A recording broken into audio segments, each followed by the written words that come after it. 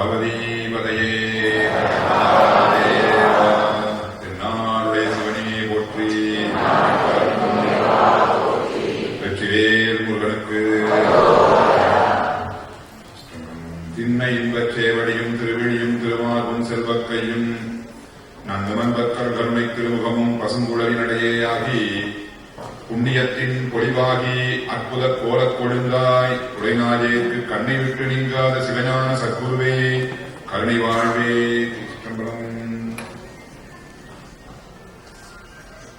இயலாமல்ல அருட்சக்தி உடனாகிய முழுமுத சிவபரம்பருடைய பொன்னார் திருவடி கவனங்களை மனமொழி மெய்களாலே போற்றி பரவிக்கொண்டு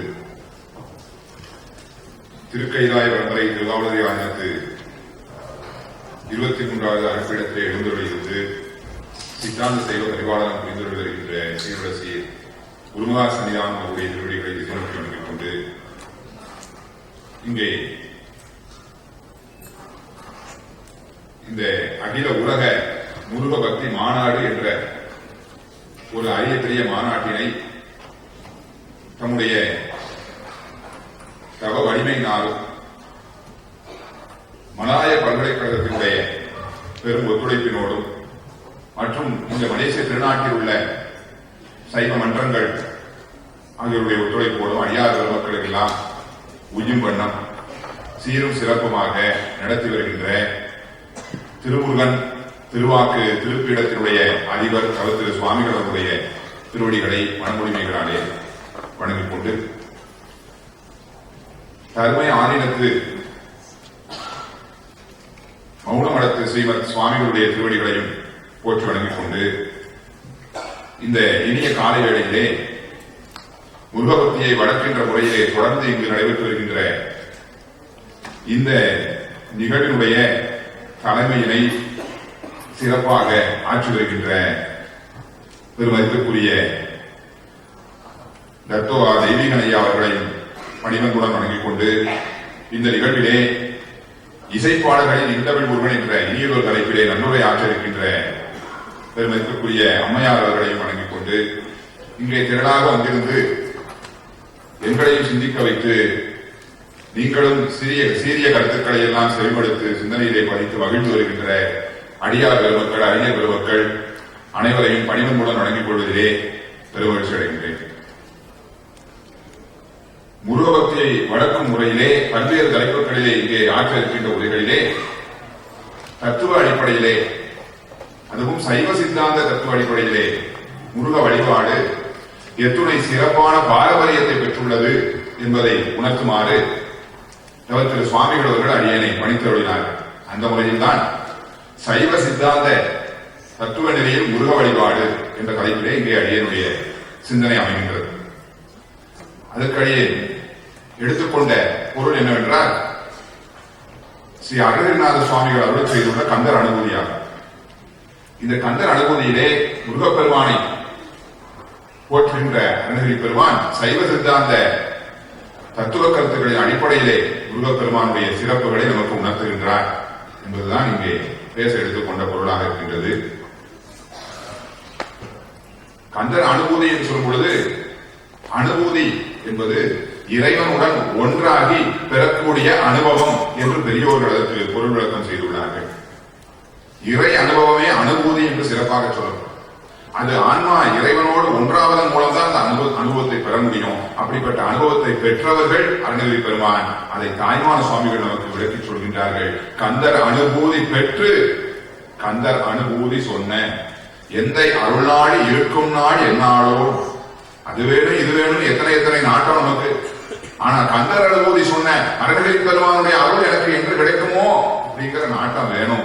அந்த நாட்டம் இருந்தால் முருகப்பெருமானுடைய அருள் நிச்சயமாக கிடைக்கும் என்று தாய்மான சுவாமிகள் நமக்கு உத்தரவாதம் வருகின்றார்கள். ஆக கந்தர் அனுபூதி பெற்று அந்த இடத்துல கந்தர் அனுபூதி என்பது முருகப்பெருமானிடம் பெற்ற அருள் அனுபவத்தை குறிக்கின்றது. இரண்டாவதா சொன்ன கந்தர் அனுபூதி சொன்ன என்று சொல்ற இடத்துல அந்த கந்தர் அனுபூதி நூலின் பெயரை குறிக்கின்றது. ஆகவே அவர் தம்முடைய கல்வி புலமையாலும் மொழி புலமையாலும் மட்டும் ஒரு சாமானிய பக்தியினால் மட்டும் அந்த நூலை எழுதவில்லை. இங்கே தாம் பெற்ற ஞான அனுபவத்தின் வெளிப்பாடாக அந்த நூலை இயற்றியுள்ளார் என்பது பின்வந்த அருளாளராகிய தாய்மான சுவாமிகளுடைய அந்த திருவாக்கின் மூலம் தெரிகின்றது. திருக்கைலாய பரம்பரை மெய்கண்ட சந்தானம் திருவாவூரை ஆதீனம் சைவத்துடைய ஒரு எப்படிப்பட்ட ஒரு அத்தாரிட்டியான ஆதீனம் என்பதை சொல்ல வேண்டியதில்லை. அங்கு நாள்தோறும் நடக்கின்ற காலை பூசையிலே திருமுறை விண்ணப்பத்துடன் திருப்புகழ் விண்ணப்பமும் நாள்தோறும் செய்யப்படுகின்றது. ஆக இது போன்ற மரபுகளையெல்லாம் நாம் நோக்க வேண்டும். சைவத்தில முருக வழிபாடு எத்துணை முக்கியத்துவம் இருக்கின்றது என்பது நமக்கு தெரியும். திருமுறைகளை நாமாக பொருளான முயன்றால் அது நமக்கு தோல்விதான் ஏற்படும். முக்கியமான விஷயம் அதுதான். நேர திருமுறைகளுக்கு வாங்க இல்லை. பின்வந்த அருளாளர்களுடைய வாக்குகளை துணை கொண்டுதான் நம்ம திருமுறைகளுக்குள்ள போக முடியும். அப்பதான் நமக்கு தெளிவு கிடைக்கும். அருணகிரி பெருமான், தாய்மான சுவாமிகள், இப்படி எத்தனை அருளாளர்கள், மாதவ சிவஞான சுவாமிகள், குமரகுரு சுவாமிகள் எத்தனை பக்தி இலக்கியங்களை நமக்காகத்தானே தந்திருக்கின்றார்கள். அவற்றை துணை கொண்டுதான் நாம் திருமுறைகளுக்குள்ளே செல்ல வேண்டும். அப்போதுதான் நமக்கு தெளிவு கிடைக்கும். இந்த கந்தர் அனுபூதியின் நூலினுடைய முதல் பாடல், காப்புச்செயலை அடுத்து நூலினுடைய முதல் பாடலை நாம் பார்த்தோம் என்று சொன்னால், அதில் முதல் பாடல் முதல் சொல்லே சைவ சித்தாந்தத்தின் பிழிவாக உள்ளது. பலரும் இந்த மேடையிலே அந்த பாடலை மேற்கோள் காட்டி பேசினார்கள். எல்லாருக்கும் நன்றாக தெரியும், எல்லார் மனதிலும் ஏற்கனவே பறிந்து எல்லாரையும் மகிழ்வித்த பாடல் தான். ஆடும் பரிவேல் அணிசேவலென பாடும் பணியே பணியாய் அருள்வாய், தேடும் கயமாமுகனை செருவில் சாடும் தனியானை சகோதரனே. ஆடும் பரி என்று சொன்னது மயில். அப்புறம் வேல் சொன்ன அணி சேவல், அழகிய சேவல். மயிலை ஆடும் மயில் அடைமொழி கொடுத்தார், சேவலை அணி சேவல், வேலை அடைமொழியின்றி வேல்னு சொன்னார். ஏன்னா மயில் அது பிரணவத்தின் வடிவம், சுத்தமாயி. சேவல் ஆணவம் அகன்ற உயிருக்கு அடையாளம். சூரசம்ஹாரம் செய்தவன் ஆணவம் நீங்க பெற்றதனுடைய விளைவு. மேலும் சேவல் காலையிலே கூவி எழுப்புவது நம்ம எல்லாம். அப்போ அது இங்க ஆணவ இருளிலே இருக்கின்ற நம்மை அருள் விடியல் நமக்கு உண்டாவதற்கான அடையாளம் அந்த சேவலுடைய ஒளி. ஆகவே அதை சத்திரிவாத குறிப்பாக கொள்ளணும். வேறு இருக்கின்றதே அது பரம்பொருளுடைய சாதாரண சக்தி, ஞானம். ஆகவே அதன் சிறப்பு கருதி அடைந்து சொல்வது ஒரு வழக்கு. முழுவதை அண்ண 6 முகங்களும் முன்னான்காகும் விழிகளின் அருளும் வேலும் என்றார். கச்சிப சிவாச்சாரியர் இதை பின்பற்றி வேற அடைமொழி கொடுக்காம சொன்னார். தாரகாசுரன் முருகப்பெருமான தரிசிக்கிறான், யுத்தத்துக்காக வந்திருக்கிறான், அது வேற விஷயம். ஆனாலும் ஒரு யுத்தங்கிற சாக்க வச்சாக தரிசிக்க வாய்ப்பு கிடைச்சத அவன் தவம் செப்பர் பார்க்குவோம் அப்படின்னு கேட்கிறார் கச்சிப சிவாச்சாரியார். சொல்றார், முகத்தை அடைமொழி கொடுத்தார். முழுவதையன்னா 6 முகங்களும் முன்னான்காகும் விழிகளின் அருளும் சொல்லிவிட்டு வேலும் என்று அடைந்து சொன்னார். ஆகவே இந்த அழகிரி பெருமான் காட்டிய நெறி. அதில் ஆடும் பரி என்று குறிப்பிடுகின்றார்களே, மயிலை பரி என்பார், துரகம் என்றே சொல்லியிருக்கின்றார். ஆக இப்படி குதிரையாக சொல்கின்றார். ஏன்னா குதிரை ஆண்மை மிக்கது, ஆற்றல் மிக்கது. அந்த மாதிரி செவ்வேல் பரமனுடைய அந்த ஊர்தியாகிய மயில். பொதுவா மயிலை பெண்களுக்கு உண்மையாக சொல்வதுதான் வழக்கு. தொல்காப்பியரே சொல்லியிருக்காரு, பறவைகள்ல ஆணினத்தை சேவல் சொல்லலாம். நமது கோயிலில் உள்ள ஆணினத்தை மட்டும் சேவல் என்று சொல்வது வழக்காக உள்ளது. ஆனா தொல்காப்பியர் சொல்றார், சேவல் பெயர் கூட சிறகுடன் சிவனும். என்ன பறவைகள் உள்ள ஆணினத்துக்கு எல்லாம் சேவல் சொல்லலாம். மாயிலும் தூவி மயிலடங்கடைய பெரிய தொகை கொண்ட மயில மட்டும் அந்த சேவல் ஆண்பார் சொல்லால சொல்ல வேண்டாம். ஏன்னா அந்த தொகை உடைய மயில் ஆண்மையிலாக இருந்தாலும் அதுல பெண்மை லட்சணம் அதிகம், பெண்களுக்கு அதை உண்மையாக கையாள்வார்கள் தொல்காப்பியர் சொல்லியிருக்கும் போது அதுக்கு உரை எழுதுகிறார் பேராசிரியர். அவருக்கு இயற்பெயர் வேறொன்று இருந்திருக்க வேண்டும், சிறப்பு பெயராக பேராசிரியர் பெயர், அதுவே நினைத்து விட்டது, இயற்பெயர் தெரியல. பேராசிரியர் உரை எழுதுவார், இதுதான் சரிதான், மயில் ஆண்மையிலாக இருந்தாலுமே அதுக்கு பெண்மை தன்மை தான் அதிகம். ஆனால் செவ்வேல் முருகனின் உறுதியாக இருப்பின் அதை நாம் அந்த ஆண் தன்னை புலப்பட சேவல் என்றும் வழங்கலாம் என்று சொல்லி அங்கே பேராசிரியர் அவர்கள் எழுதுகின்றார்கள். சொன்னார், இங்க அருணகிரி பெருமானதை உக்கிர துரகம் என்று அருமையாக பண்ணி செய்தார்கள். உக்கிர துரகம் பக்கரை விசித்திரமணி பொற்கலனை இட்ட நடை பட்சி எனும் உக்கிர துரகம். பார்க்கறதுக்கு தான் பட்சி பறவை. அந்த சந்தத்தை பாருங்க, அந்த மயில் அப்படி நடந்து வர மாதிரியே இருக்கும் சந்தம். பக்கரை விசித்திரமணி பொற்கலனை இட்ட நடை பட்சி எனும் உக்கிர துரகம், உக்கிரமிக்க குதிரை. அது மாதிரி இந்த ஆடும் வரின்னு சொன்னாங்க. இந்த ஆடும், இந்த மயிலுக்கு ஆடும் ஒரு அடைமொழி கொடுத்தது இருக்கின்றதே. அன்றே இந்த கந்தரன போது ஒரு மந்திர நூல் என்று பெரியவர்கள் எல்லாம் ஒருமித்த மனத்தோடு கருத்து சொல்லி இருக்கின்றார்கள். அப்போ மந்திரங்களுக்கெல்லாம் மூலமாக உள்ளது பிரணவம் அல்லவா? இந்த ஆடும் என்பதிலே அந்த பிரணவம் என்பது அகரம் உகரம் மகரம் விந்து நாதம் ஐந்தினுடைய சங்கம். அதுல விந்து நாதம் எழுத்துக்களால் சுட்டுவதற்கும் அறிய வைக்கும். அகர உகர மகரம் எழுத்துக்களால் சொல்லப்படும். இந்த ஆடும் என்பதிலே ஆ முதல் எழுத்து ஆவண்ணா. ஆவண்ணான்னு சொல்லும்போது அதுல ஆனாவும் அடங்கி இருக்குது. ஏன்னா குறியில் ஒரு மாத்திரை, நெடில் 2 மாத்திரை, 2ல 1 அடங்கிதான் இருக்கணும். அப்ப இந்த ஆன்னு சொல்லும்போது அதுல ஆ என்பதும் அடங்கி இருக்கின்றது. ஓங்காரத்தோட அகரம். 2வது டூ என்று சொல்லும் பொழுது அந்த டூக்குள்ள ஊ அடங்கி இருக்கிறது. எப்படி அந்த டூவை பிரிச்சு பார்க்கணும்? டூக்குள்ள ஊ இருக்குன்னு எப்படி சொல்றீங்க? மைக்ரோஸ்கோப் வழியா பாத்தீங்களா அப்படின்னு கேட்கறாங்க. ஆனா டூ என்பது என்ன? அது உயிர்மை எழுத்து. அதை நம்ம பிரிக்கணும். இட் கூட்டல் ஊ, இட் பிளஸ் ஊன்னு பிரிச்சா அந்த ஊ இருக்கிறது தெரியும். அப்ப உகரம் அங்கே இருக்கின்றது. அப்புறம் ஆ டூ, அப்புறம் இம், இம் என்பது மகரம். ஆக அகர உகர மகரம் இந்த 3 சேர்ந்தது பிரணவம். மயிலானது பிரணவ வடிவம், ஓங்கார வடிவம். இன்று காலையிலே அருமையாக பண்ணிசித்தார்கள். வாதினை அடர்ந்த என்று தொடங்கக்கூடிய திருப்புகளிலே ஆன தனி மந்திர ரூப நிலை கொண்டது ஆடு மயில் என்பது அறியேன். அவரா அறியாதவர் அப்படிதான் பாடுவார். ஆன தனி மந்திர ரூப நிலை கொண்டது, தனி மந்திரம் ஓங்காரம், ஓங்காரமயமானது. அந்த மயிலுடைய வளைந்த கழுத்து, இந்த விரிந்த தோகை, ஒரு காலை ஊன்றி ஒரு காலை தூக்கி இருக்கின்ற அந்த அழகிய கோலம், அது ஓங்காரம் என்பது. ஆக அந்த ஓங்காரத்தில் உள்ள அகர உகர மகரங்களை ஆடும் என்ற சொல்லிலே வைத்து மயில் கடையாக கொடுத்தார். ஏனென்றால் அந்த மயில் ஓங்கார வடிவானது. ஓங்காரம் என்பது பல தத்துவங்களுக்கும் பொதுவான மந்திரம் தானே. இதுல சைவ சித்தாந்தத்துக்கு மட்டும் என்ன சிறப்பு இருக்கின்றது என்று கேட்டால், அந்த அகர உகர மகரங்களை அருணகிரி பெருமான் அமைத்திருக்கின்ற பாங்கிலே சைவ சித்தாந்தம் உள்ளது. இதை அறிஞர் பெருமகனார் கீவாஜா அவர்கள் நம்முடைய உரைத்திரத்தினாலே புலப்படுத்தி உள்ளார்கள்.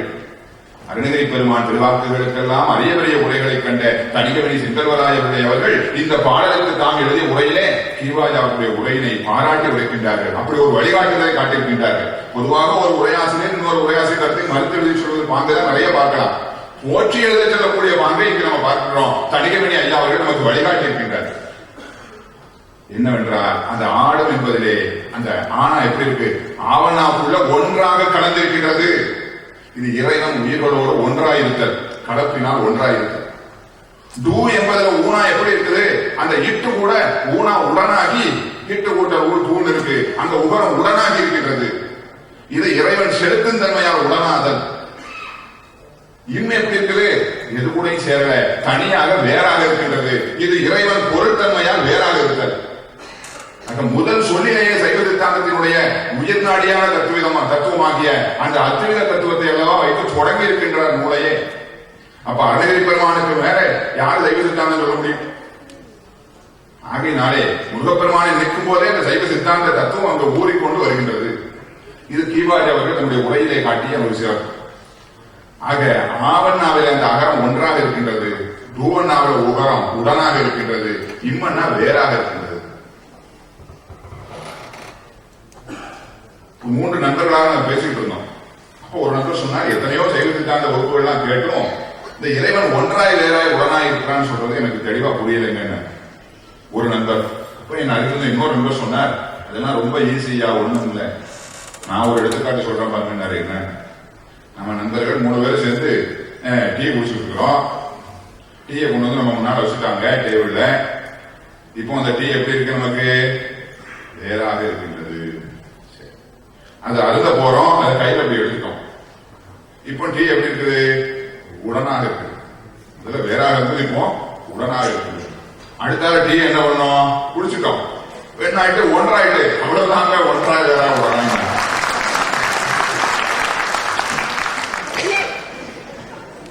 ஆக இப்படி ஒன்றாய் வேறாக உடனே, அதாவது சித்தாந்த சாஸ்திரங்கள்ல சில கடை சொற்கள் நமக்கு சத்திரிவாதம், மதபரிவாகம், இப்படி புதிய வார்த்தைகளா இருந்தா இதுக்கு பொருள் என்னன்னு கொஞ்சம் முயற்சி பண்ணுவோம்.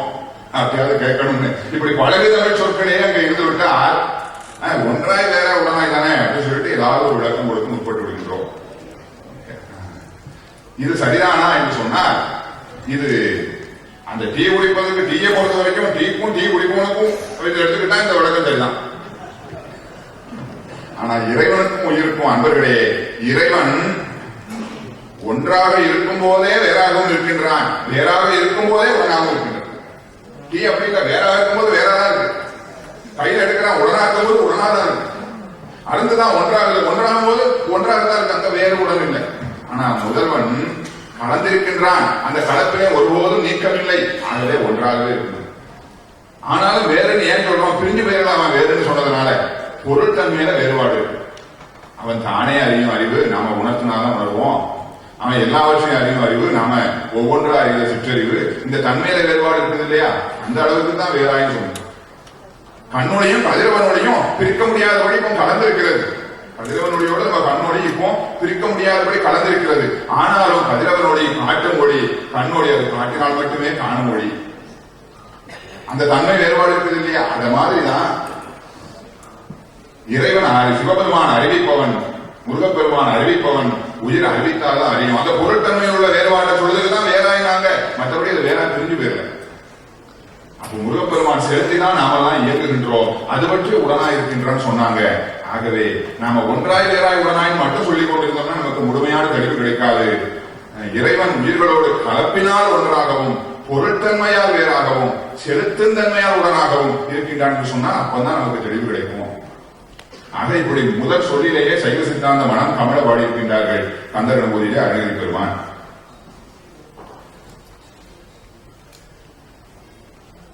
அந்த வேலையும் மயிலையும் சேவலையும் பாடுகின்றார்கள் சொன்னால் மூன்றையும் சேர்த்து உன்னை பாட வேண்டும் என்பது. தேடும் கயமா முகனை செருவில் சாடும் தனியானை சகோதரனே உன்னை பாடுபடியே வழியாயிரும். பாடும்போது அந்த மூணையும் விட்டுட்டு பாடக்கூடாது, மூணையும் இணைச்சு பாடணும். ஏன்னா பாடுவதற்கு ஞான சாஸ்திரங்களின் துணை வேண்டும். அதுதான் பாடப்படும் முருகப்பெருமானின் இயல்பையும் பாடுகின்ற நம்முடைய இயல்பையும், நமக்கும் முருகப்பெருமானுக்கும் இடையில நமக்கு தடையாக இருக்கின்ற பாசத்தின் இயல்பையும் ஞான சாஸ்திரங்கள் தான் சொல்கின்றன. ஞான சாஸ்திரங்கள்லாம் 5 எழுத்துல அடங்கும். 5 எழுத்தே ஆகமமும் அன்னது அருமறையும், 5 எழுத்தே ஆதி புராணம் அனைத்தும் உண்மை விளக்கம் சொல்லுது. அந்த 5 எழுத்து வேறு, பிரணவம் வேறு அல்ல. ஆகையினாலே பிரணவம் அங்கு குறிக்கப்பட்டதால், பிரணவ சொல்வமாகிய அந்த மயில் குறிக்கப்பட்டதால் ஞான சாஸ்திரங்கள் அடங்கும். ஞான சாஸ்திரங்களை துணை கொண்டு அதை பயிர பயிர மலச்சக்தி பெற்று வரும். ஆகவே மலம் நீங்கிய ஒரு நிலை சேவர் அதை குறிப்பிட்டார். ஆகவே ஆணவமல நீக்கத்தின் பொருட்டு ஞான சாஸ்திரங்களை ஓதி உன்னை வழிபட வேண்டும், உன்னை போற்றி பாட வேண்டும், அந்த பணியே எனக்கு பணியாக வருவாய் என்று சொல்லி முதல் பாடலை விண்ணப்பிக்கின்றார். இனி அந்த அனுபூதியிலே அவர் அந்த அனுபூதினா அனுபவம்னு பார்த்தோம். முருகப்பெருமான் அவருக்கு ஒரு உபதேசத்தை அருள்கின்றார். அந்த உபதேச மந்திரம் மூலமாகத்தான் அருணகிரி பெருமான் அந்த கந்தர் அனுபூதியாகிய நிறை அனுபவத்தை பெறுகின்றார். இன்று காலையில இசைத்த பாடல்கள் பலவும் இன்று துணையாக இருக்கின்றன. ஓதவமூர்த்தி அவர்கள் அருமையாக விண்ணப்பித்தார்கள். உபதேச மந்திர பொருளாலே உனை நான் நினைந்தவள் பெறுவேனோ என்று அந்த அடிகள் வந்த பாடலை பாடினார். அதை கந்தரனுபூதியிலும் பல இடங்களில் சொல்கின்றார். அரிதாகிய மெய்ப்பொருளுக்கு அடியேன் உரிதா உபதேசம் உணர்த்தியவா என்று சொன்னார். அமரும் பதிகள் அகமாம் எனும் பிமரம் கெட மெய்ப்பொருள் பேசியவா என்றெல்லாம் தாம் பெற்ற உபதேசத்தை சொல்கின்றார். அந்த உபதேசம் என்ன, அந்த உபதேசத்தால் அடைந்த விளைவு என்ன என்பதை அற்புதமாக ஒரு பாடலை சொல்லியிருக்கின்றார். அந்த பாடலும் நமக்கெல்லாம் தெரிந்ததுதான். செம்மான் மகளை திருடும் திருடன், பெம்மான் முருகன் இரவான் இரவான், சும்மா இரு சொல் அற என்றதுமே அம்மா பொருளொன்றும் அறிந்திலனே என்பது பாடல். இந்த பாடலுக்கு அறிஞர்கள் பல அருமையான விளக்கங்களை எல்லாம் அங்கே சொல்லியிருக்கின்றார். அடியனுக்கு திருவருளாலும் ஒருவருளாலும் அந்த இடத்திலே தோன்றிய ஒரு கருத்து என்னவென்றால், ஒவ்வொரு பாடலிலும் முருகப்பெருமானை ஒவ்வொரு திருநாமத்தோடு குறிப்பிடுகின்றார். இந்த இடத்துல பெம்மான் முருகன் பிறவான் இரவான் என்று குறிப்பிட்டாரே, அந்த பரத்துவத்தை இங்கே வைத்தார்களே. இப்ப குருவாக எழுந்தருளி ஞானோபதேசம் செய்த செய்தியை குறிப்பிடக்கூடிய அற்புதமான பாடல். அப்ப குருவாக யார் எழுந்தருள முடியும்? சைவ சித்தாந்தம் சொல்கின்றது உயிருக்கு உயிராக விளங்குகின்ற பரம்பொருள் தான் ஞான குருவா எழுந்தருள முடியும். மற்றபடி ஒரு உயிர் இன்னொரு உயிருக்கு ஞான குருவாக உபதேசிக்க முடியாது. ஏன்னா உயிருக்கு உயிராக இருப்பவனுக்கு தான் உயிருடைய நிலை என்ன, அதனுடைய பக்குவம் எந்த அளவு இருக்குது, இதுக்கு ஞானத்தை உணர்த்தினா இது வாங்கிக் கொள்ளுமா என்ற அந்த உண்மைகள்லாம் உயிர்க்குயிரா இருப்பவனுக்கு தான் தெரியும். விமானத்தை விமானி ஓட்டுகின்றார், அவர் வெளித்தொடர்பெல்லாம் வச்சு அந்த வழித்தடம் எல்லாம் அவர் கேட்டுக்கொள்ளலாம். ஆனா விமானத்தினுடைய உண்மையான நிலை என்ன அது அவருக்கு தான் தெரியும். அது அவர் தான் முடிவெடுத்து அவர் தான் செலுத்த முடியும். அவருக்கு சந்தேகம் வந்துட்டா போச்சு, இருக்கவங்களுக்கு எல்லாம் சரி சிக்கலாயிடும். ஒரு மாணவன் என்ன ஆசிரியர் நேரில் பார்த்து சந்தேகம் கேட்டே பழக்கம். இந்த பழைய பழக்கத்தை நீக்குவது அறியுது. அதான் பட்டாசு கடையில் ஒரு பையன் வேலைக்கு வச்சார ஒருத்தர், அவன் பட்டாசுகளை பூரா எடுத்து வச்சுட்டு அது மேல அப்படியே தண்ணீர் வச்சான். என்னடா பண்ற, என்ன காரியம் பண்றாரு, பூக்கடையில வேலை பார்த்து அனுபவம். அத மாதிரி ஒரு மாணவனுக்கு ஆசிரியரை பார்த்து நேரில் பார்த்தே சந்தேகம் கேட்டே வழக்கம். அப்படியே அதிலே ஓடிட்டான். அவன் விமானி ஆயிட்டான்னு வச்சுக்கோங்க. விமானம் ஓட்டிட்டு இருக்கும் போதே பாராசூட் எடுத்துக்கிறான். என்ன மேற்கொண்டு எப்படி ஓட்டுறது ஒரு சந்தேகம். நான் மாஸ்டரை பார்த்து கேட்டுட்டு வந்துடுறேன், அது வரைக்கும் நீங்க எல்லாம் இங்கே இருக்க. இந்த மாதிரி எல்லாம் செலுத்துவதற்கு ஒரு சந்தேகம் தான் இருப்பவர்களுக்கு எல்லாம் ஆபத்து. அது ஆனா உயிர்க்குயிராக செலுத்துற பெருமானுக்கு அவனுக்கு ஐயமா, அவன் என் குணங்கள் உடையவன். அதான் சொல்லிட்டார். எல்லா உயிர்களையும் ஒரே இறைவன் செலுத்தினார்னு சொல்றீங்களே, ஒரே முருகப் பெருமான் எல்லா உயிர்களையும் செலுத்துறாருன்னா அது எப்படிங்க? எத்தனை உயிர்களை தான் அவரால் கவனிச்சுக்க முடியும்? பல உயிர்களை கவனிச்சதுல சில உயிர்களை அவர் விட்டுட்டாருன்னா இந்த மாதிரி எல்லாம் ஐயன் நமக்கு வரக்கூடாதுன்னு தான் என் குணம்னு அவனை சொல்லி வச்சோம். என்ன? முற்றும் அறிபவன், அளவில் ஆற்றல் உடையவன், தானே உணர்பவன். இப்படிப்பட்டவனுக்கு சந்தேகமோ மறதியோ கோபமோ வெறுப்போ எதுவும் இருக்காது. அந்த என் குணங்களை வச்சுக்கிட்டு நம்ம பரம்பொருளை பார்க்கணும். இது சைவ சித்தாந்தத்தை சொல்வது என் குணங்கள். நடுவுநிலைமை பெறாமல் உரை செய்திருக்கின்றார் வைணவ பெரியாராகிய பரிமேலழகர். என் குணத்தான் தாளை வணங்கா தலை என்ற இடத்துல 8 குணங்களையும் குறிப்பிட்டு இது சைவ ஆகமங்களுள் கண்டது என்று எழுதுகின்றார். எப்பேற்பட்ட நேர்மை அது! அத மாதிரி இங்க அருணகிரி பெருமான் கந்தரவதியில் சொல்றார், என் குண பஞ்சரனே குருகுங்கவ என் குண பஞ்சரனே. என் குணமுடைய பெருமான் முருகப்பெருமான். ஆகவே 8 குணங்கள் உடைய பொருள் இன்னொரு பொருள் இருக்க முடியாது. சிவஞான சுவாமி சொல்லிட்டார், இந்த 8 குணங்களையும் அப்படியே ஒன்றை இன்னொரு பொருள் இருக்க முடியாதுயா. அதனாலதான் இறைவன் ஒருவன் சொல்றோம். ஏன்னா 2 பொருள் இருந்தாலே அந்த 2 பொருளுக்கு இடையில கண்டிப்பா சில வித்தியாசங்கள் இருக்கணும். இது தர்க்க சாஸ்திரம் சொல்கின்ற உண்மை. பொருள்கள் பலவாக இருந்தால் நிச்சயம் அவற்றுக்குள்ள வித்தியாசங்கள் இருக்கணும். ஒரே மாதிரி நான் நாற்காலி பண்றாங்க, ஷேர் ஒரே மாதிரி ஷேர், அப்படிங்க பல ஷேர் இருக்கு. ஆனா கூர்ந்து கவனித்தா ஒரு ஷேருக்கும் ஒரு ஷேருக்கு இடையில சில வித்தியாசங்களாக இருந்தே தெரியும். பயன்பாட்டுக்கு அப்புறம் கூட இல்ல, பண்ணி முடிச்சு ஃப்ரெஷ்ஷா பார்த்தாலே சில வேற்றுமைகள் தெரியத்தான் செய்யும். இது தர்க்க சாஸ்திரம் நுனித்து கூறுகின்ற உண்மை. பொருள்கள் பல என்றால் நிச்சயமா வேற்றுமை இருக்கும். அத மாதிரி 8 குணங்கள் ஒருவனுக்கு இருக்கு, ஒரு பொருளுக்கு இருக்குன்னா அதே 8 குணங்கள் இன்னொரு பொருளுக்கு இருக்க முடியாது. ஆனா இங்க அருணகிரி பெருமான் சிவபெருமானுக்கு திருமுறைகள் என் குணம் சொன்னது போல இங்க அருணகிரி பெருமான் முருகனுக்கு சொல்லியிருக்கின்றாரே. அப்ப சிவபெருமானுக்கு வேறாக முருகன் இன்னொருத்தர் இருக்க முடியாது தெரியுது. அப்ப வந்து சிவபெருமானே முருகப்பெருமான். ஆகவே இந்த மாநாட்டினுடைய உயர்ந்த குறிக்கோள் சிவபெருமானே முருகப்பெருமான் என்ற ஒரு செய்தியினுடைய உள்ளத்தில் பதிந்தது என்றால் நமக்கு நிச்சயமாக முருகப்பெருமானுடைய பேரொரு உண்டு. ஆக அருமையாக சொல்கின்றார். யார் குருவாக வர முடியும்? இப்படி 8 குணங்கள் கொண்டு உயிருக்குயிராக இருக்கின்ற பெருமான் தான் குருவா எடுத்து வர முடியும். அதை இந்த இடத்துல சொல்லணும் அருணகிரி பெருமானுடைய திருவுள்ளம். அதனாலதான் பெருமான் முருகன் பிறவான் இரவான். அப்ப பெரியோர்கள் எப்படி குறை கொள்கிறார் என்றால், பிறவான் இரவானாகிய பெருமான் முருகன் அடியேன் முன் எழுந்தருளி வந்து சொல்லாத சும்மா இரு என்று உபதேசிக்கின்றார். அப்போ பிறப்பு இறப்பு இல்லாத பரம்பொருள் தான் வந்து குருவா எழுந்தருளி வந்து உபதேசிக்க முடியும். இது சைவ சித்தாந்தத்தின் கருத்து.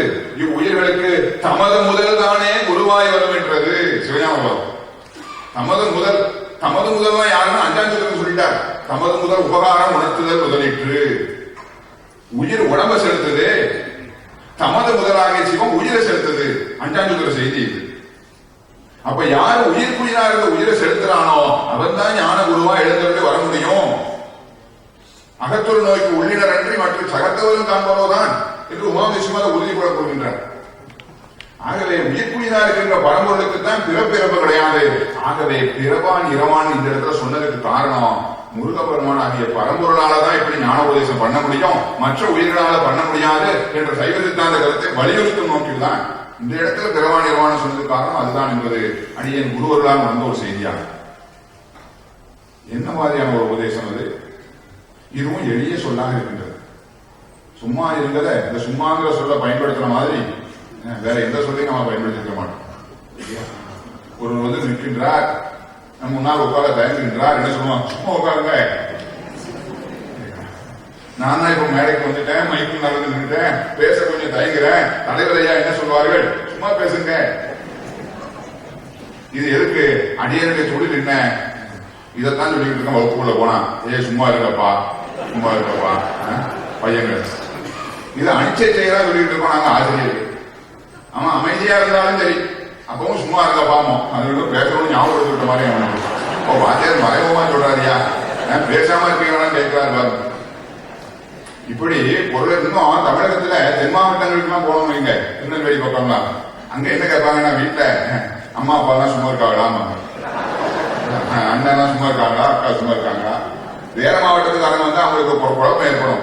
என்ன எல்லாரும் ஆட்கள் வேலையை பார்த்துட்டு இருக்கோம், சும்மா இருக்காங்களான்னு கேட்கிறாங்க. அங்க தென் மாவட்டங்களில் சும்மா இருக்கான்னு சொன்னா நலமாக இருக்கின்றார்கள், எந்த உடலுக்கு எந்த இடையூறும் இல்லை என்ற அளவில் அவர்கள் அந்த சொல்லை பயன்படுத்துகின்றார்கள். இப்படி அவரவர்கள் தத்தம் பழக்கத்துக்கு ஏற்போம், அனுபவத்துக்கு ஏற்பவும், வட்டார வழக்குக்கு ஏற்பவும் ரொம்ப எளிமையான ஒரு சொல்லாக பயன்படுத்துகின்ற இந்த எளிமையான சொல்லை வைத்து எத்துணை பெரிய ஞான கருத்தினை நம்முடைய அருணகிரி பெருமான் உணர்த்தி இருக்கின்றார்கள். இது மாதிரி நம்ம நூல் பார்க்க முடியுமா? எண்ணி பார்க்க வேண்டும். சும்மா இரு என்று மட்டும் சொல்லிவிட்டால் இந்த குஞ்சிதவான் என்ன செய்வான், போற இடங்கள் எல்லாம் இதுக்கு ஏதாவது ஒரு விளக்கம் சொல்லி தப்பு தப்பா பேசி விடுவான் என்று சொல்லி தாய்மான சுவாமிகள் இதற்கு தான் தெளிவான உரை செய்து விட்டார்கள். கந்தர் அனுபூதிக்கு தாய்மான சுவாமி பாடல்கள்ல ஆங்காங்கு விளக்க உரை மாதிரியே இருந்து பாடல்கள். சும்மா இது சொல்ல அற. அப்ப எனக்கு ரொம்ப ரொம்ப ஈஸியா தெரியுது. சொல்ல அற, அதாவது பேசக்கூடாது. சொல்ல அறன்னா பேசாம இருக்க, சும்மா இருக்கு. இதுதான் நாம வகுப்புல சொல்லிட்டு இருக்கோம்.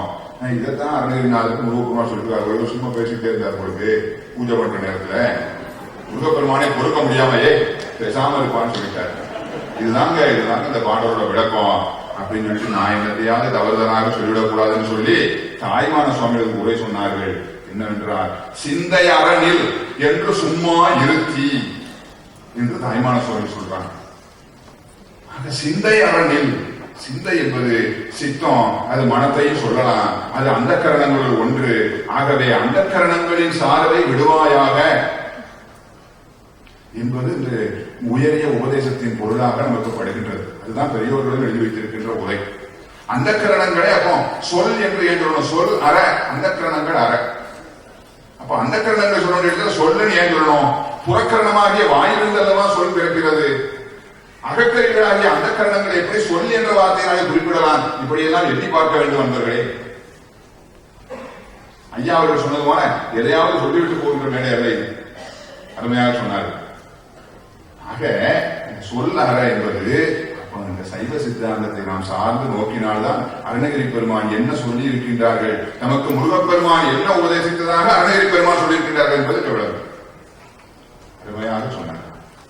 சொல் என்பது அங்கே வாக்கினை குறிக்கின்றது. வாக்கினை சொல் என்று சொல்லாமல் இந்த அந்தக்கரணங்களாகிய மனம், புத்தி, அகங்கார, சித்தம் இந்த நாளோடு கூடியிருக்கின்ற ஆன்மா புருடன் வழங்கப்படும். புருடன் அந்த போஸ்டோட பேர் அவ்வளவுதான். ஆபீஸ்ல இருக்கிறாரு, அவர் சீட்ல இருக்கிறாரு, அந்த கிழக்க வர சொல்லுது ஏமாங்க, அதுக்காக அப்பா வச்சவர கிழக்குன்னு யாரும் கேட்க மாட்டாங்க. அங்க அவருடைய டெசிக்னேஷன் அப்படி. அந்த மாதிரி உயிருக்குன்னு உள்ள சொருபமான பேர் ஆன்மாதான். ஆனா புருடன் ஏன் பேர் வந்தது? தத்துவங்களோட தத்துவங்களா கிடக்கிறான், என்ன செய்வது? தத்துவங்களோட சேர்த்து என்ன போடக்கூடிய நிலைமைக்கு நம்ம நிலைமை ஆயிட்டு பாருங்க. இப்ப வீட்டுல மனைவி குழந்தைகளை தான் அழைச்சிட்டு போறோம், லீவ்ல டூர் போறோம், லக்கேஜ் நிறைய வச்சிருப்போம். லக்கேஜ் எத்தனை இருக்கு என்னன்னா குழந்தைகளும் சேர்த்து எங்கிட்டு இருப்போம். உங்களுக்கு நல்லா தெரியும் குழந்தைகள் வேறு லக்கேஜ் வேறுன்னு. இதெல்லாம் ஜட பதார்த்தங்கள் லக்கேஜ் எல்லாம். ஆனா 36 தத்துவங்கள் சொல்றோமே, அதுல 35 தத்துவங்கள் ஜட பதார்த்தங்கள். அதோட 35ஓட 36வது சேர்த்து புருடன் எண்ணக்கூடிய நிலையில லக்கேஜோட சேர்த்து எண்ணக்கூடிய நிலையில ஆயிட்டுதே. இந்த நிலையை போக்கணும் நாம் முருகப்பெருமான அருள் தான் வேணும். அப்போ அந்த கால நியதி கடைவித்த அராகம் அஞ்சோடும் கூடி உழன்று வருகின்ற நிலையிலே உயிருக்குன்னா யாரு? உயிர்களாக நமக்கு தான் புருடங்கிற வேறு. ஆக அந்த காரணனால புருடன் ஒண்ணு 5. இந்த 5ஐயும் 5 அக்ஷரங்கள் செலுத்துகின்றன. அதுதான் பிரணவத்தில் உள்ள அக்ஷரங்கள். அகர, உகரம், மகரம், இந்து, நாதம். இது அகார உகாரம் என்று தொடங்கக்கூடிய சிவஞான போத வெண்பாரில் அதன் பொருளை நீங்கள் பார்த்துக் கொள்ள வேண்டும். ஆகவே அங்கே அந்த அக்ஷரங்கள் எங்கிருந்து வந்தன? 4 வகை வாக்குகளில் இருந்து வந்தன. சைவ சித்தாந்தம் சொல்கின்றது 4 வகை வாக்குகள் 5 வகை கலைகளோடு சேர்ந்து 5 திகழ்ந்திடும் வாக்கு நான்கும் விவித்தாதி கலையை பற்றி திகழ்ந்திடும் அஞ்சலாக சித்தியார். ஆகவே சூக்குமை, பைசந்தி, மத்திமை, வைகரி. இந்த வைகரிங்கிறது தான் வாயில வர்றது. தன் செவிக்கு மட்டும் கேட்டா சூக்கும வைகரி. தன் செவிக்கு மட்டும் கேட்க முடியும் பேசுவாங்க. இதுக்கு வெளியே கேட்டா வந்து மத்தவங்க செவிக்கும் கேட்டா அது சூட வைகரி. ஆக சூக்குமை, பைசந்தி, மத்திமை, சூக்கும வைகரி, சூட வைகரி. இந்த 5 வாக்குகளும் தான் 5 அக்கரங்கள் ஆகுது. 4 அந்தக்கரணங்களையும் குருடனாகிய நம்மையும் செலுத்துகின்றது. இதனால செலுத்தப்படும் போது நமக்கு உலகத்தை தான் அறிய முடியும். அன்பர்களே, இந்த சொற்கள் சொல்லுன்னு சொல்லப்பட்ட வாக்குகளுடைய சம்பந்தம் நமக்கு இருந்ததுன்னா நாம உலகத்தை மட்டுமே காண்போம். முருகப்பெருமானை தரிசிக்க முடியாது. அவனுடைய விக்கிரகங்களில், திரு ஆலயங்களில் அவனை தரிசிப்போம். அது அவனுடைய கருணை. நம்மளை தரிசிக்காமலே இருந்தால் அந்த உயிர் எப்படித்தான் உயிர்வதுன்னு அந்த மூர்த்தங்களை எழுந்தவர்களுக்கு நம்ம தரிசனம் கொடுக்கின்றார். அதை தரிசிக்க நமக்கு அந்த ஞானங்களுக்கு உயர்வோம். அப்ப குருவா வந்து அருணதி பெருமான உபதேசிச்ச மாதிரி நமக்கும் என்றாவது அவர் உபதேசிப்பாரா என்று ஒரு ஏக்கம் வந்தா தாய்மாசம் நினைக்கணும். அருணகிரிநாதருடைய அருள் என்னைக்கு வேணும் அப்படி ஏங்கு. அப்பதான் முருகப்பெருமான் அருள் கிடைக்கும். கந்தரண ஊதி வென்று கந்தரண ஊதி சொன்ன எந்த அருள் நாடு இருக்கும் நாள் என்ன ஆளோ என்று ஏங்கினால் அந்த அருள் கிடைக்கும். அதான் முதலே சொன்ன. ஆகவே அப்போ அந்த சொல் என்று அந்த சொன்ன சொல் அற அதுல உள்ள சொல்லு, அந்த சொல் சம்பந்தம் இருக்க வரைக்கும் உலகம் தான் காட்சிப்படும். அந்த சொல் சம்பந்தத்துல இருந்து வாக்குகள் சம்பந்தம் எனக்கு வேண்டாயான்னு நான் வலுக்கட்டாயமா அதை விட்டா பிறப்புக்கு முன்பு என்ன நிலையிலும் கேவல நிலை அங்க போயிடும். இது விளங்கிய சிற்றறிவும் போயிடும். அவன் குருவாக வந்து நீக்கினான்னா அப்போ அந்த வாக்குகளால் சிற்றறிவு நீங்கும், பிரபஞ்ச காட்சி மறையும், பேரறிவு விளங்கும். முருகப்பெருமானுடைய தரிசனம் இருக்கிறது. ஆக முருகப்பெருமான் உபதேசித்தார், சொல் அற சும்மா இரு, சும்மா இரு சொல் அற என்றுமே. அம்மா பொருள் ஒன்றும் அறிந்திலனே, இந்த உலக பொருள்கள் எதையும் நான் அறியவில்லை. ஏன்னா அந்த உலக காட்சி மறைந்தது. ஏன்னா உலகத்தில் உள்ள அனைத்து பொருள்களிலும் முருகப்பெருமானே நிறைந்திருக்கின்ற அந்த முருகப்பெருமான் தரிசனம் தான் அந்த மேலோங்குது. இது திருமந்திரத்துல பரத்துள் மறைந்தது பார்முதல் பூதம். பரத்துள் மறைந்தது பரமாகிய முருகப்பெருமானுக்குள் மற்ற உலக பொருள்கள் எல்லாம் மறைந்து விட்டன. ஆகவே அம்மா பொருள் ஒன்றும் அறிந்திலனே என்றார். அம்மா என்பது அந்த வியப்பு சொல். இதுவரைக்கும் என் உலகத்தையே பார்த்துட்டு இருந்தன, அம்மா இது என்ன வியப்பு என்று சொல்லி இப்ப முருகப்பெருமானே பார்க்கின்றார். இப்ப என்ன மாதிரி சாமானிய ஆட்கள் என்னன்னா உலகத்துல புது புது இடங்களாக புது புது கட்டிடங்களாக பார்த்தார் அம்மா என்று வியக்கின்றோம். ஆகா உலகோர், ஆகா துண்டுவர், ஆகா கையெழுத்தவர், இப்படி அம்மா அம்மான்னு உலகத்தை பார்த்து வியப்பது எல்லாருடைய ஒரு பொதுவான நிலை. ஆனா ஞானிகளுடைய நிலை எப்படி இருக்கின்றது? உலக காட்சி மறைவதைத்தான் அவர்கள் விரும்புகின்றார்கள், அதைத்தான் வியந்து போற்றுகின்றார்கள். உலக காட்சி நம்ம தூக்கத்திலிருந்து தான் மறைஞ்சிருது. ஆனா முருகப்பெருமானுடைய காட்சி என்று தெரியணும். உலக காட்சி மறைந்து முருகப்பெருமானுடைய காட்சி தெரியணும். அப்போ எல்லாமாக இருக்கின்ற உன்னை நான் எப்படியப்பா வாழ்த்துவது என்று சொல்லி திகைத்து நிற்கின்றார்கள். அதைத்தான் திருவாசக அனுபவத்திலே பார்க்கின்றோம். வானாகி மண்ணாகி வழியாகி ஒளியாகி ஊனாகி உயிராகி உண்மையுமாய் இல்லையுமாய் போனாகி ஆனதென்று அவரவரை கூத்தாட்டு வானாகி நின்றாயை என் சொல்லி வாழ்த்துவனேன். அங்கும் உலக காட்சி மறைந்து அந்த சிவக்காட்சி மேலோங்கியதுதான். அதே திருவாசக அனுபவம் தான் கந்தர் அனுபூதி அனுபவம். அம்மா பொருளொன்றும் அறிந்திரனே என்று சொன்னார். ஆக அந்த அந்தக்கரணங்களுடைய சார்பு அது இருக்கிற வரைக்கும் அது ஒரு வேகத்தை நம்ம செயல்பட வைக்கும். நம்மளை மனதை ஒன்ற விட, மனது ஒன்றணுங்கிறோம். ஆனா ஒன்ற முடியாத ஒரு கருவி மனம். அதை வைத்துக் கொண்டு ஒன்றுவது கடினம். அவனுடைய அருளை துணை கொண்டாதான் அந்த மனம் வந்து அடங்கும். அவனுடைய அருள் துணை இருந்தாலும் அது வரைக்கும் அடங்காது. எத்தனை வகைய அரிய சாதனைகள் எல்லாம் மனித இனம் செய்து கொண்டிருக்கின்றது, மறுக்கவே இல்லை.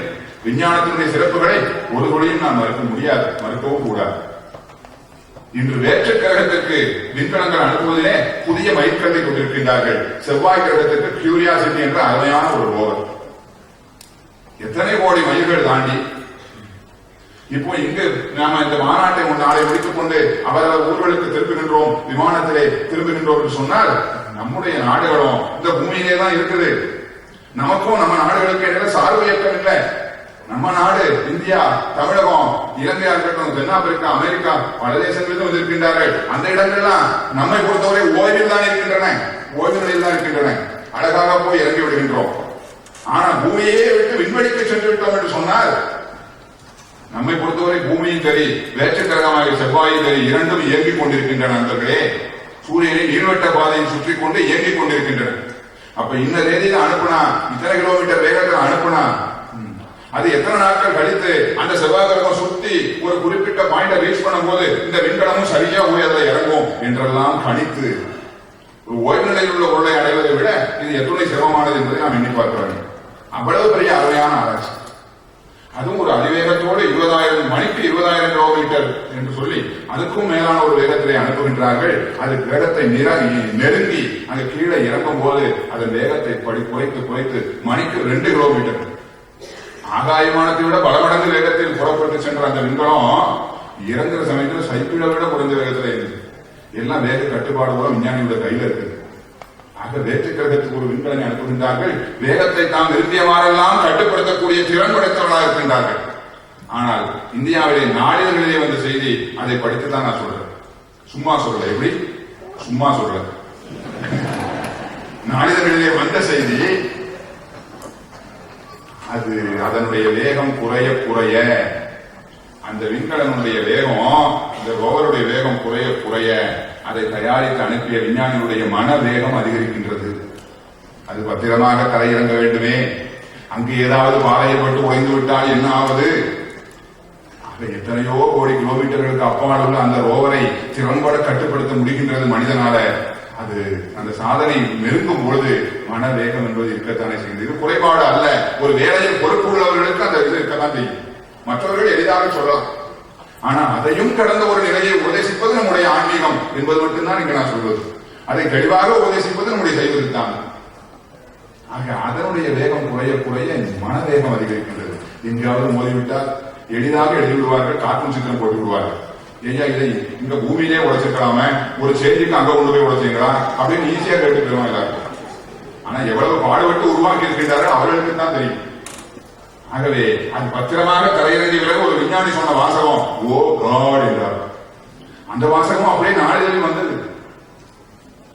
ஆகையினாலே நாம ஆன்ம இலக்கணம் பதி இலக்கணத்தோடு பார்த்தால் நம்மை கொண்டு சில செயல்களை முருகப்பெருமான் செய்விப்பது போல அவர்களை கொண்டு அந்த செய்கைகளை முருகப்பெருமானே செய்விக்கின்றான். யானென்று அவரவரை கூத்தாட்டுவானாக அவன் தான் இருக்கின்றான். அதுதான் விஞ்ஞான நோக்கு. எல்லா கலைகளும் வளர வேண்டியதுதான். அதனால மக்கள் சமுதாயத்துக்கு எல்லா பயன்களும் கிடைக்க வேண்டியதுதான். ஆனால் அடியனுடைய விண்ணப்பம் என்னவென்றால் வளர்ந்து வருகின்ற விஞ்ஞானத்தை பார்த்து கவனித்துக் கொண்டு மெஞ்ஞானத்துடைய இகழ்ந்து விடக்கூடாது. அந்த ஒரு காரணத்திற்காகத்தான் இங்கே சொன்னேன். அதை இளைய தலைமுறையினர் குறிப்பாக உணர வேண்டும் என்பதற்காக சொன்னேன். ஆகவே எத்தனையோ பொருள்களின் வேகத்தை நம்முடைய கட்டுப்பாட்டில் வைக்கலாம். இந்த மனவேகத்தை அடக்க வேண்டும் என்று சொன்னால் அதுக்கு ஒரே வழிதான், நம்மால அடக்க முடியாது.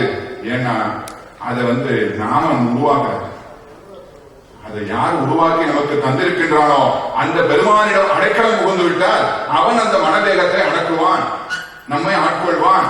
வேகம் கெடுத்து ஆண்ட வேந்தன் அடி வெல்க, வேகம் கெடுத்து ஆண்ட வேந்தன் அடி வெல்க. ஆக நாம மாணிக்கவாசக சுவாமிகளை வியந்து பாராட்டுகின்றோம். மன வேகத்தை கெடுத்து முக்தி அடைந்தவர் அவரை பாராட்டுகிறோம். ஆனா அந்த பெருமான் தம்முடைய வெற்றியை சிவபெருமான் திருவடிக்கு காணிக்கையாக்கி விட்டார். வேந்தன் அடி வெல்க என்று காணிக்கையாக்கி விட்டார். ஆகவே அன்பர்களே, நம்முடைய இறை வழிபாட்டு அனுபவங்கள் என்று வைத்துக் கொண்டால் நாம என்ன நினைப்போம் அப்படின்னு சொன்னார், நான் இந்த கோயில வழிபட்டேன், எனக்கு இன்னென்ன மாதிரி பேர்கள்லாம் கிடைச்சது, நீயும் வழிபடு என்ற அளவுல தான் நம்முடைய இறை அனுபவம் இருக்கும். காமிய வழிபாடாக மற்றவர்கள் சொல்வார்கள், இதை விட பவரான சாமி அங்க இருக்காங்க, அவரை வழிபட்டு நான் உன்னை விட பெரிய பேர் வாங்கிட்டேன் சொல்லுவாங்க. இப்படியே போய்கொண்டுதான் இதுக்கு ஒரு முடிவே. இங்க அருணகிரி பெருமான் தாம் பெற்ற அனுபவம் எதை சொல்றார்? நான் சொல்றார், அம்மா பொருள் ஒன்றும் அறிந்திலனே. இது திருப்பூரை சொன்னது மாதிரி சீவ ஒடுக்கம் பூத ஒடுக்கம் தேர ஒதுக்கும் பதஞானம் என்பார். இந்த 12வது பாடல் செம்மான் மகளை திருடுந்திருடன். அம்மா பொருள் ஒன்றும் அறிந்திலனே பூத ஒடுக்கம். பூத ஒடுக்கம் ஐம்பூத காட்சி என்று மறைகின்றது. பூத ஒடுக்கம் என்பவர்களே சீவ ஒடுக்கம். அப்ப நமக்கு ஒரு வினா எழுமே, எந்த உலக பொருளையும் அறிந்திலனையும் சொன்னார். அதுவும் எப்படி இந்த இடத்துல ஒரு சிறப்பு இருக்கின்றது. ஒரு உண்மை கூட விட முடியாதுங்க, ஒரு உண்மை கூட விட முடியாது. சும்மா இரு சொல் அற என்றதுமே அம்மா பொருள் ஒன்றும் அறிந்திலனே. இது அருணகிரி பெருமானுடைய தீவிர சத்திரிவாத பக்குவத்தை காட்டுகிறது என்று அவன் உபதேசிச்சு கொஞ்ச நேரம் கழிச்சு, 1 மணி நேரம் கழிச்சு நான் பக்குவம் வரல. சும்மா இரு சொல்லாத என்றதுமே என்று உபதேசித்த மாற்றுவையிலேயே உலக காட்சி மறைந்து இதற்கு இறைக்காட்சி தருகின்றது சொன்னால் அந்த சத்திரிவாதத்தினுடைய தன்மையை பார்க்கணும். திருவாசக அனுபவம் தான். இணையார் திருவடி என் தலைமேல் வைத்தலுமே துணையான சுற்றங்கள் அத்தனையும் குறந்தொழிந்தேன். ரெண்டும் ஒரே கருத்து தான். இணையார் திருவடி என் தலைமேல் வைத்தலுமே திருவடி தீட்சை பண்ணி தான் மந்திரோபதேசம் பண்றார். ஆகவே மந்திர நூல் ஆடுன்னு சொல்லி ஓங்காரத்தில் தொடங்கினார். மந்திர உபதேசத்தை இந்த பாடல சொன்னார். இவ்வாறு சார்ந்த பெருவழியை குறிக்கும் வகையிலே 12வது பாடலில் இந்த மந்திர உபதேசத்தை வைத்தார் என்று ஆண்டோர்கள் சொல்வார்கள். ஆக அருமையாக சொல்கின்றார். இணையார் திருவடி என் தலைமையில் வைத்ததனே என்று மணிவாசகர் சொன்னது போல இந்த அருணகிரி பெருமானம் சும்மா இரு சொல் அற என்றதுமே அம்மா பொருளொன்றும் அறிந்திலனே. பொருள் ஒன்றும் ஒன்று என்பது முற்றுமை. எந்த பொருளும் பிரபஞ்ச பொருளும் தெரியல. கண்கொள் பகல் என்கண் மற்றொன்றும் காணக்க. தேவார திருவாசக அனுபவங்களோடு எத்துணை ஒட்டி பொருத்தமாக இருக்கின்றது என்பதை எண்ணி பார்க்க வேண்டும். சரி, உலகத்தை காணலே சொல்லிட்டார். அப்ப எதை கண்டீர்கள்? அருணகிரி பெருமான் எதை கண்டார்? முருகப்பெருமானை கண்டார் நான் சொல்றேன், அவர் சொல்லியிருக்கின்றாரா? உலகம் எனக்கு அதுக்கப்புறம் தெரியல, உலகம் எனக்கு தெரியலன்னு மட்டும்தான் சொல்லியிருக்கின்றார். ஆனா எதை அவர் கண்டார், அதை அவர் சொல்லியிருக்கின்றாரா என்றால் சொல்லியிருக்கின்றார். என்னவென்றால் அதை அருமையாக சொல்லியிருக்கின்றார். நான் உலகத்தை காணவில்லை என்பதை சொன்னேன். எதை கண்டேன் என்பதை, எதை கண்டேன் அதை அந்த அனுபவம் எப்படி இருந்தது என்று எப்படி பிறருக்கு சொல்ல முடியும்? நவில தகுமோ என்று கேட்கின்றார். ஆனா அமுதே அயில்வேல் அரசே ஞானாகரனே நவில தகுமோ? யானாகிய என்னை விழுங்கி வெறும் தானாய் நிலைகின்றது தற்பரமே. உலக காட்சி மறைஞ்ச உடனே தற்பரம் தோன்றியது. தற்பரம் தன் கூட்டல் பரம் என்று பிரிக்க வேண்டும். தனக்கு மேலான பரம். இது தன் என்று சொன்னது ஆன்மாவை, ஆன்மாவுக்கு மேலான சிவம் என்றதற்கு பொருள். இது சிவஞான சுவாமிகள் முறையிலே சொன்னவிடம். நிர்குணனாய் நிர்மலனாய் நித்தியானந்தனாய் தற்பரமாய் என்ற தனி முதல்வன் என்று சிவஞான போத வெண்பாவுக்கு சொன்ன பொருள். தற்பரம்னா என்ன? தனக்கு மேலான பரம்பொருள். தனக்கு ஆன்மாவுக்கு மேலான பரம்பொருள் இந்த ஆன்மாவை விழுங்கியதுன்னு இது முருகப்பெருமான் உபதேசம் பண்ணார். உலக காட்சியை மறைச்சாரு. கடைசியில் அப்படியே அருணகிரி பெருமானை விழுங்கி கொண்டாரா? இதுக்குத்தான் இல்லாமா என்று சொல்லி நம்ம அச்சப்படுறோம். ஆனா இப்ப நம்ம நிலைமை என்ன? காலம் என்ற அந்த தத்துவம் நம்மை விழுங்கிக் கொண்டிருக்கின்றது கொஞ்சம் கொஞ்சமா. நாம இன்னமும் ஒரு விழுக்கப்படாத ஒரு நிலையில செம்மாந்து இருக்கிற மாதிரி இங்க பாருங்க விழுங்கிட்டு சொல்றாங்க. காலம் கொஞ்சம் கொஞ்சமா விழுங்கிட்டு இருக்கிறது. இறப்பு என்பது இந்த விழுங்கப்படுதல் முற்றுவிடுகின்ற சமயம் தான். நாளென ஒன்று போல் காட்டி உயிரிலும் வாழல உணர்வார் பெறினார். இந்த காலத்தால விழுங்கப்பட்டு ஒண்ணுமில்லாம போறதை விட முருகப்பெருமான விழுங்கப்பட்டா அவன் தருகின்ற இன்பத்தை நாம விழுங்குவோம். இந்த விழுங்குதல் ரெண்டு பக்கம் நடக்கின்றது அன்பர்களே. இறைவனும் உயிரை விழுங்குகின்றான். இறைவனுக்குள் உயிர் ஒழுங்குகின்றது. அவன் தரும் இன்பத்தை அந்த உயிர் விழுங்குகின்றது. கற்றவர் விழுங்கும் கற்பக கனியை திருவிசைப்பார். கற்றவர் விழுங்கும், கற்றவர் கற்று நெருங்கின்று முத்தி பெற்றவர் என்று பொருள். ஆக அங்க விழுங்குதல் உயிர்க்கும் அந்த போகம் கிடைக்கிறது. முத்தி இன்பத்தை அனுபவிக்கும் பொருளாக அந்த உயிர் இருக்கின்றது. உயிரே இல்லை, நான் முத்தி இன்பம் யாருக்கு? புலவரவர்களே இங்கதான் பண்ணார். ஓரளவுக்கு தான் என்னால சும்மா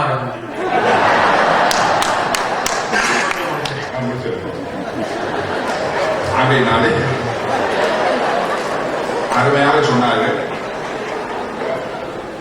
யானாகிய என்னை விழுங்கி. இந்த இடத்துல உயிரே அழிந்து போகவில்லை என்பதற்கு ஒரே ஒரு சான்றை சொல்லிவிட்டு இந்த உரையினை நிறைவு செய்து விடுகின்றேன். நான் பிரணவத்திற்கும் சரியாக பொருள் சொல்லியிருப்பேன் நினைக்கின்றேன் என்றால் தலைவர் அவர்கள் முன்னுரையிலே குறிப்பிட்டார்கள். பிரமணத்துக்கு பொருள் சொல்லாமல் தான் சிறை சென்றார் என்று சொல்லியிருக்கின்றார்கள். அத்தகைய தகுதியுடையவர்களுக்கு தலைவராக இருக்கும் போது அடியேனும் பிரமணத்துக்கு சரியாக பொருள் சொல்லியிருக்க வேண்டுமே.